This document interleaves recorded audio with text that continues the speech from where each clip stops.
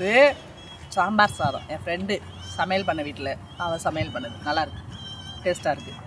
சாப்பிட சொல்லிவிட்டு இங்கேயே உட்காந்துருக்கணுமா, 3/4 மணி நேரம் ஆகுமா வர்றதுக்கு. நான் இன்னும் வீட்டுக்கு போக முடியாது, பார்த்துக்கோங்க.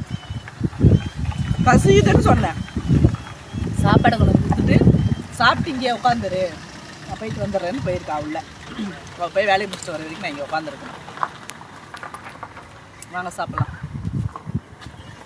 முன்னாடி பண்ண என்னக்கா பண்ண போகிறேன்? ஒன்றுமே பண்ணலக்கா. கம்மி ஒன்றும் பண்ணல, எடுத்துகிட்டு தான் இருக்கேன். பேசு நீ பேசு. நான் எங்கே பேசுறது? வாயில் சொத்த வச்சுக்கிட்டு வயிற்றுல சொல்ல வச்சுருக்கேன்.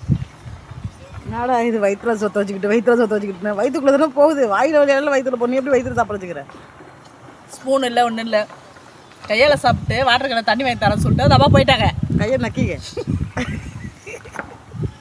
எப்படி நக்கிக்குது? நக்கிறதுக்கு ஒரு ஆளையார் அரேஞ்ச் பண்ண முடியும். அந்த நக்கறி நல்லா தான் நக்கிறேன். நக்கிறதுல ஸ்பெஷலிஸ்டாக இருப்பியோ? பொண்ணு என்ன ஓட்டுறா, பார்த்துக்கோங்க. நான் சும்மா வீடியோக்காக சொல்கிறேன்.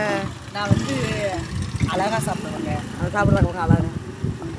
வாயை பற்றி பேச வரைக்கும் போதுன்னு